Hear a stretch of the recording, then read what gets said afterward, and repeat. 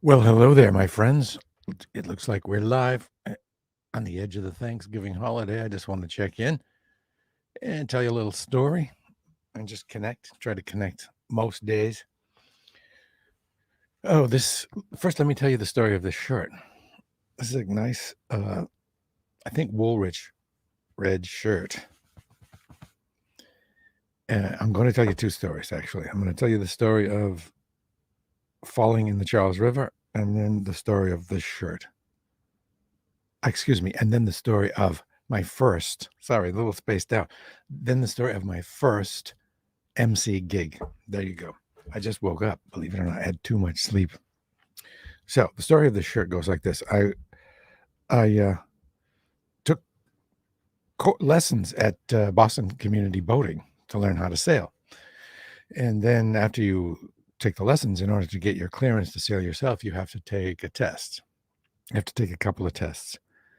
And one of the tests is rigging, which is putting the sails up and the sails down. And this may be a shock to Phil Lorenzo. Phil, don't tell anybody this story. Okay. But in order to pass the test, you have to go on I had to go on a sailboat. It's a little one. I'm not used to the little one. Show them that you know how to put the sail on, run it up, run it down, take it off. So thing number one is get on the boat. And it's a little boat. And for whatever reason, getting on the boat, I grabbed onto the mast and it started to tip, and then I overcorrected and started to tip the other way. And it felt like the boat was going to tip over. I guess it wasn't in retrospect, but I didn't want it to capsize because that's a big pain in the neck. So I just let go and fell in the water, and it was freezing. It wasn't as cold as you might think. It was October, I believe, but it wasn't mind-numbingly and body-numbingly cold. But it was weird. I had all my clothes on. I had my iPhone and everything. Miraculously, my iPhone was not damaged. It still works to this day. And my clothing was wet. So they put a little ladder in. I climbed out. I tried to hoist myself up on the dock by myself, but the weight of the water in all my clothing was too much. I don't think I've ever fallen in the Charles. No, I've never fallen in water with all my clothes on before. I must have. But anyway. So, I just continued with the test.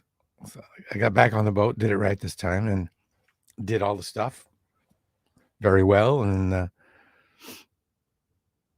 went home. Well, I started out home, but it was kind of a cold day, and I was soaking wet.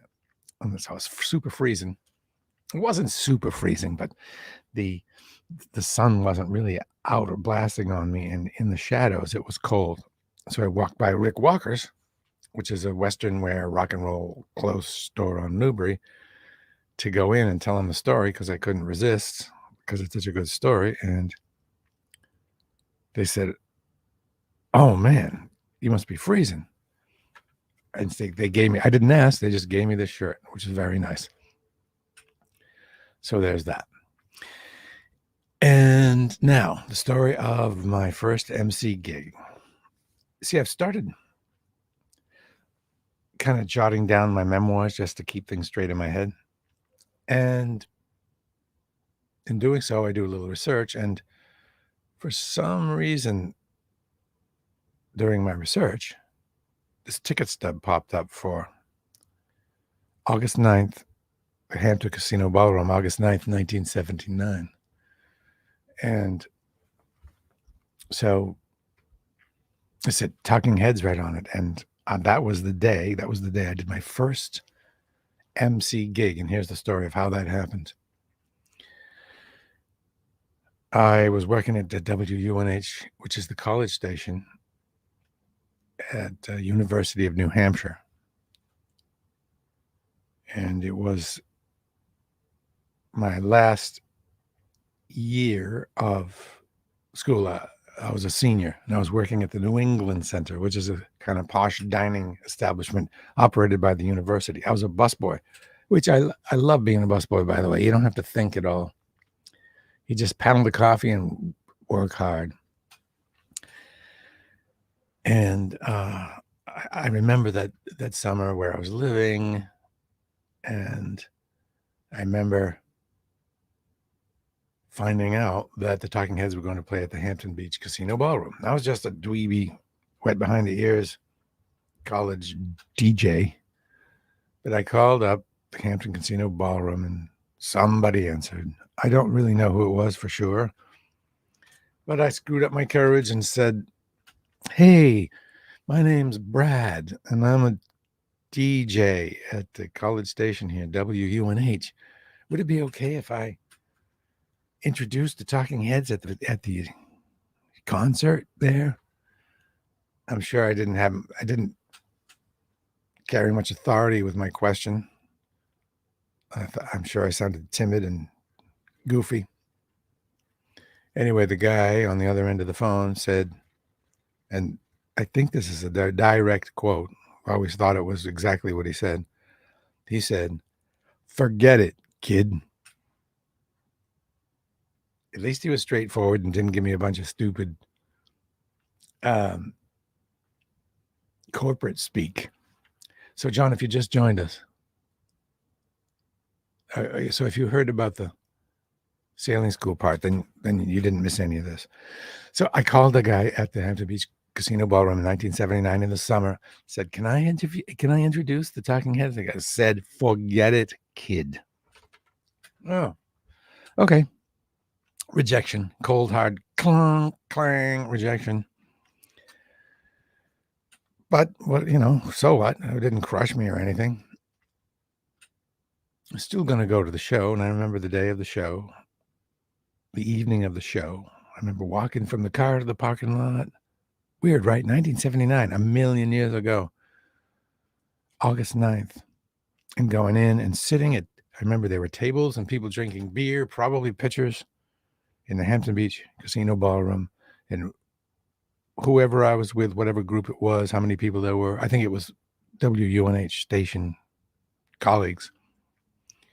We did have a good table right up front somehow, front and center at the Hampton Beach Casino Ballroom.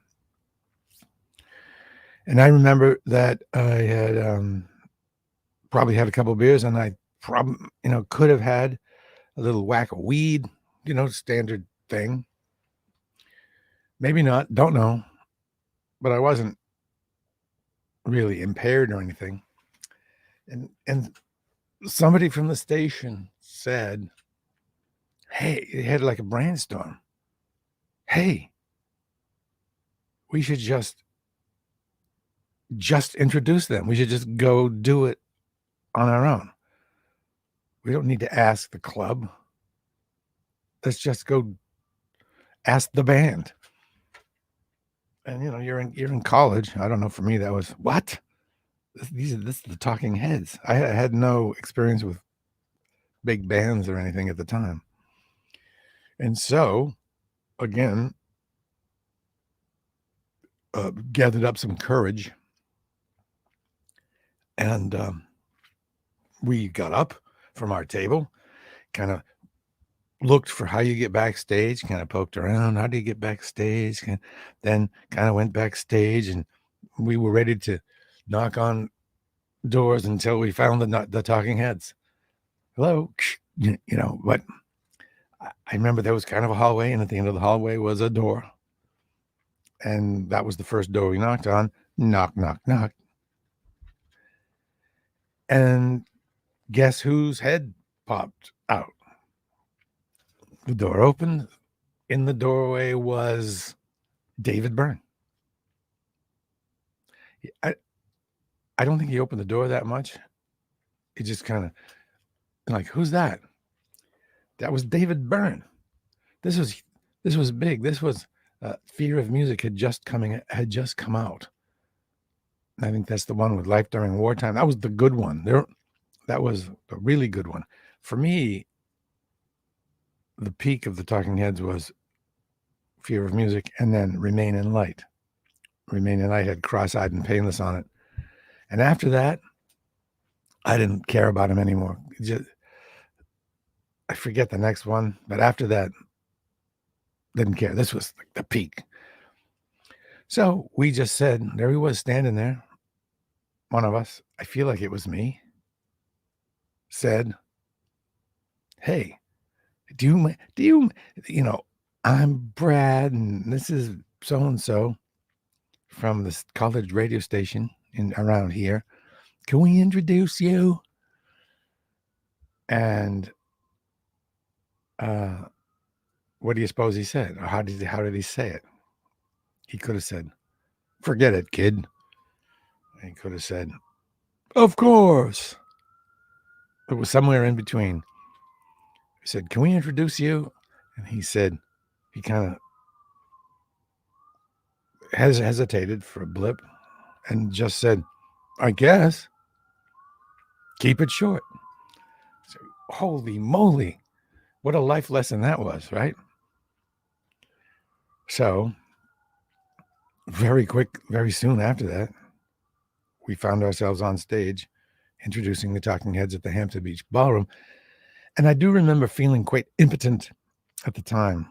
I felt like, gee, I'm not doing a very good job. I'm up here, and what I'm doing doesn't sound like the introductions you hear on Don Kirshner's rock concert.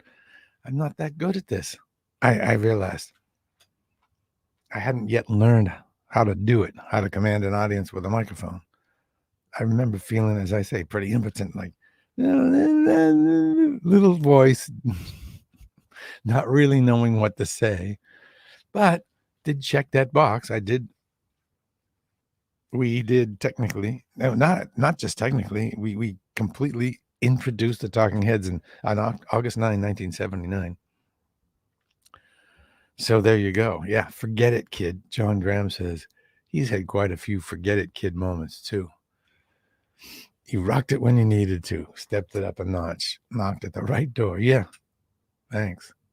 Nancy says, "Hey, you made it on time." That's right, Nancy, you did. Nancy, that's a nice picture. Nice picture. Nice hair. Is that okay to say these days? And the lesson there stood me in good stead later. The lesson is when it comes to, well, lots of things in life, but when it comes particularly to getting stage access and access to celebrities, you got to go for it. And when I say it stood me in good stead, later on at WBCN, we're expected to win the battle in the competitions to represent our station. There, as you may know, was lots of competition for this kind of thing in the Boston radio market. If there was a band playing at the Worcester Centrum or at the Paradise, if we were able to, we were expected to make it, to get up on stage and represent our station. And if we didn't, we might very well have been called out and asked why, because that's our job. Our job was to go out, be in the community, get on stage, represent the station. And so this experience of just doing it was very helpful. There are a lot of times in life, where it's good to just go for it. Better to ask to do it and ask for forgiveness than to ask permission and have them say no. I mean, sometimes that works, sometimes it doesn't. But in the world of backstage, definitely go for it. Just look like you belong. Walk with a purpose. Walk like you own the place and make them stop you. Nancy says, "Thank you." And John, since John Graham, if you're still there, I don't know if you saw my cooking video from Rome, but a guy did a cooking video on one of the Fab Four dishes, pasta dishes that are popular in Rome, and that was bucatini alla matriciana. There are 3 others, and I was thinking of doing a Anthony, not Samarco, but Anthony Tucci style video where we go into a restaurant in the North End and do a piece on them cooking one of the 3 other dishes: bolognese, carbonara or cacio pepe. And I figured John, you might know the owners of those restaurants. I went to one place, I went in and said, hey, I want to do this. And the manager said, I'll talk to the owner, but I never heard back from them. I know someone there, but you might be hooked up. Maybe you know a restaurant that would like to do that, because you do know everyone, John Graham. So that's it. From the Charles Hailing School, dunking to Rick Walker I did. I was pretty proud of myself on being unfazed about falling in. I feel like falling in the Charles. They were looking at me with their jaws like, whoa, whoa. And they flew over there like, oh my God, it's super cold in there. The guy's it's gonna happen. But it wasn't that bad because it had been a hot summer. And I think they were surprised when I just said, all right, let's do this. I'm not in the water anymore. Let's get back on the boat and do this. It would have been terrible to just go home. What a losery thing that would have been to do. Yeah, I went in the water. I'm out. Let's move on. And so now I'm good to go, by the way, to take out my own boat next spring. So there you go. If you haven't seen the cooking video, the Rome cooking video, I've just reposted it on my Facebook page. It's on the YouTube page. I'll repost it again because I don't think it came out very well. So I'm super excited. I got my iPhone 13 finally. And the reason I got it is that my iPhone 8 it barely works anymore. I'll try to go to a website. It won't go. Don't know why. And my hope is, and my expectation is, the camera on it is so good and the processing is so fast and the stabilization is so good that I'll be able to sell the GoPro, because the GoPro has its limitations. It's not great in low light. So you have to lighten it, which is a pain. But more importantly for me, I like to do live things. And with the iPhone, I can A, have great stability, and B, do live while I'm walking. I may have to do the thing that I've always poo-pooed, and that's get a selfie stick. I don't like to call it a selfie stick because it's more, I need another name for it, because I used to make fun in my mind of people with selfie sticks when they travel. And now I need to get one, right? All right, there you go. I appreciate your time. And please follow me on all the socials. Go to the YouTube channel. Do what you got to do. Share this. I hope you saw yesterday's interview with Carter Allen. And I have within the next, maybe today, maybe tomorrow, maybe Friday, an interview with Alan Dines, who was a local photographer, and he put together a book as well. Martin Fairman, how you doing, Martin? Good to see you there. Bye, Brad, he says. Yep, bye-bye, Martin. Bye, Nancy. Bye, Jen. I really appreciate your loyalty. John, especially. Not especially, but absolutely, John. And John's always has many kind words. Appreciate that. So today I finally got my phone. It took 2 months. The first month, it took almost 2 months. I ordered it once, and on the day it was supposed to arrive, I get this message from the delivery service. Oh, your package has been damaged. Sorry, we're not bringing it.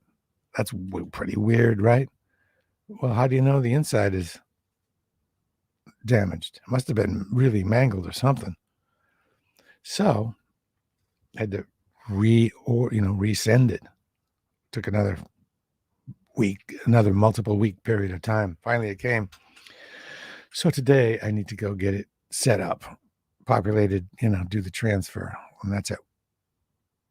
It's this afternoon. And got to do that. Update my resume and stuff. And so that's what we're doing. What else is coming up? Oh, I'm going to be doing a piece on fasting with a fasting coach named Laurie Lewis. fasting coach. I'm fascinated with fasting. It makes sense to me.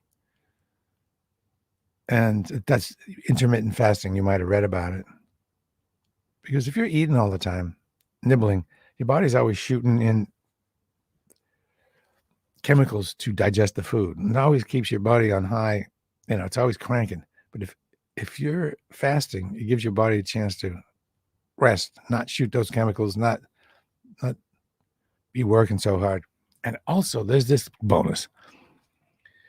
If you have a smallish eating window in your day, it's going to be better for your teeth, I think, right? Because you can, you get up, you brush your teeth, and then you don't eat anything. And then you have a window where you eat. Brush your teeth at the end of that window. And then you don't have any more food on your teeth till the next window. Instead of continually eating and drinking and putting carbohydrates and sugars and stuff on your teeth. So Larry Lewis will be a guest as well. Micah, the airplane geek, is going to be on and talk about aviation stuff. He's always very popular. And I'm kind of cranking up and doing more of these. And you know why I'm doing them? Because it's fun. That's why.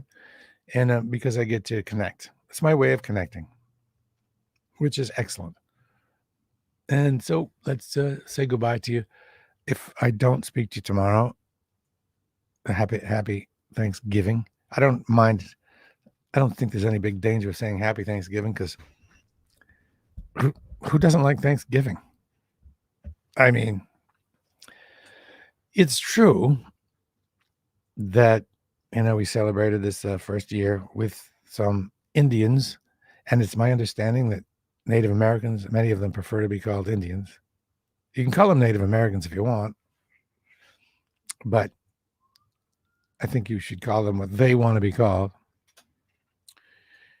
So it's true that we celebrated with the locals and then went on to kill them and steal their land.